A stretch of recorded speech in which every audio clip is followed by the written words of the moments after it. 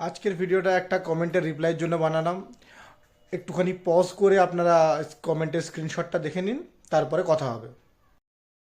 তো দাদার প্রশ্ন হচ্ছে যে বাংলাকে তিনবার ভাগ করার পরেও মুসলিমদের কিসের ভয়, আর মুসলিমরা কেন রাজনেতাদের কথায় এসে যাচ্ছে। তো প্রথম কথা হচ্ছে দাদা, বাংলাকে তিনবার ভাগ কোনো মুসলিম করেনি। আর আপনি যেহেতু হিস্ট্রিতে ইন্টারেস্টেড দেখে আমার ভালো লাগলো যে একজন হিস্ট্রি থেকে এত কিছু খোঁজ রাখার চেষ্টা করে।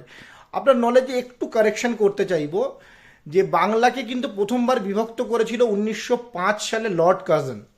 অ্যাকচুয়াল বিভক্ত করেনি, বিভক্ত করার প্রস্তাব দিয়েছিল। কারণ কারণ বাংলা থেকে প্রচুর পরিমাণের বিদ্রোহ উঠছিল যে ভারতকে স্বাধীন করতেই হবে। এবং যেহেতু বাঙালিরা এত বেশি স্বাধীনতার জন্য উঠে পড়ে লেগেছিল, ওই জন্য ইংরেজরা ভাবলো যে না, এদেরকে বিভক্ত করে এদের যে পাওয়ারটা আছে কমিয়ে দিতে হবে। আপনারা অনেক স্বাধীনতা সংগ্রামীর নাম শুনে থাকবেন: ক্ষুদিরাম বসু, সুভাষচন্দ্র বসু, বাঘা যতীন, প্রীতিলতা ওয়াদ্দেদার এবং মাতঙ্গিনী হায়দার সহ প্রচুর নাম আছে। এছাড়া আরও নাম আপনারা পাবেন: সিরাজুল হক, হামিদুল হক, মৌলানা গিয়াসউদ্দিন, আর পাবেন রাজিয়া খাতুন। কি নাম শোনেননি? আরে মশাই, মুসলিম নামগুলো শোনেননি? এটাও আমার আক্ষেপ যে আমাদের হিস্ট্রিতে কিন্তু সেরকম হারে মুসলিম স্বাধীনতা সংগ্রামীর নাম দেওয়া হয়নি। এটা নিয়ে আমরা কোনোদিন আফসোস প্রকাশও করিনি, কিন্তু এটাও একটা আফসোসের জায়গা যে মুসলিম স্বাধীনতা সংগ্রামী কি কেউ ছিল না? আমরা মুসলিমরা কি কেউ চেষ্টা করিনি স্বাধীন করার ভারতবর্ষকে? এটা নিয়ে অন্য একদিন ভিডিও বানাবো। তো যাই হোক, 1905 সালে লর্ড কার্জন যখন বাংলাকে ভাগ করার চেষ্টা করলো, সে কিন্তু ভাগ করে আলাদা দেশ বানায়নি। সে চেয়েছিল, বাংলা তখন একটা রাজ্য ছিল, তো বাংলাকে দুটো ভাগে ভাগ করার চেষ্টা করেছিল, কিন্তু সেটা তখন দেশ ভাগ করছিল না, একটা রাজ্যকে ভাগে ভাগ করছিল। ওকে, এটা একটা পয়েন্ট গেল। এরপরে আসে 1947 সাল, যখন ভারত স্বাধীন হয়। সেই সময় ভারত আর পাকিস্তান দুটো আলাদা দেশ হয়। ওকে, এবার পাকিস্তানের অংশ হিসেবে বাংলার কিছুটা অংশ চলে যায়। তো তখন একটা ওইটাই হচ্ছে প্রপার ভাগ, যে 1947 সালে বাংলাকে ভেঙে পাকিস্তান করা হয়।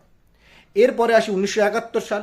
1971 সালে যে ঘটনাটা ঘটে, পাকিস্তানের অন্তদ্বন্দ্ব শুরু হয়, ভারত তার মধ্যে ইন্টারফেয়ার করে, ওরা বর্বরতা শুরু করেছিল, ওই জন্য বাংলাদেশকে স্বাধীন করা হয় এবং সেটার নাম হয় বাংলাদেশ।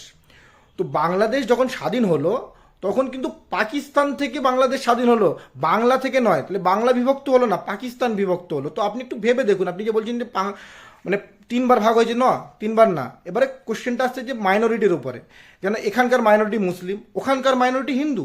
আর এই যে ফ্যাক্টরটা এসে গেছে না, এখানে এসে গেছে কীরকম বলুন তো, যে দিদির ননদকে বিয়ে করার মতো। দিদির ননদকে বিয়ে করার ফলে কি হচ্ছে, যখনই দিদির উপর টর্চার হয়, তখন এখানে নিজের বউয়ের উপর টর্চার শুরু করে। তাহলে কি হবে, ঝামেলাটা মিটে যায়। তো কেসটা এরকম হয়ে গেছে যে দিদির ননদকে বিয়ে করার মতো, ওখানে হিন্দুদের উপর অত্যাচার হলে এখানে আমরা মুসলিমদের উপর অত্যাচার করব। এটা ঠিক না, এইভাবে চললে তো হয় না। আমরা সবাই মিলেমিশে থাকতে হবে, ভালো থাকতে হবে, ভালো রাখতে হবে। এই মানে দাম্পত্য কলহ টাইপের হয়ে গেছে, সংসারী ঝামেলা। আমি ওর বোনকে বিয়ে করেছি, ও আমার বোনকে বিয়ে করেছে, আমার বোন না সুখী থাকলে আমি ওর বোনকে সুখে থাকতে দেবো না। এ কেমন কথা ভাই? Make some sense. মানুষ আমরা আগে, তারপরে বাকি সব জিনিস। ভেবে দেখুন, ভালো থাকবেন, ভালো রাখবেন, আর কিছু ভুল করলে ক্ষমা করে দেবেন। কেন, ইতিহাস সম্পর্কে আমি অতটা জানি না, তো আমিও শিখছি আপনাদের মতো। যদি কোনো ভুল হয়ে থাকে কমেন্ট বক্সে এসে ভুলটা ধরিয়ে দেবেন। আর প্লিজ কমেন্টে এসে আজে বাজে বলবেন না, কেন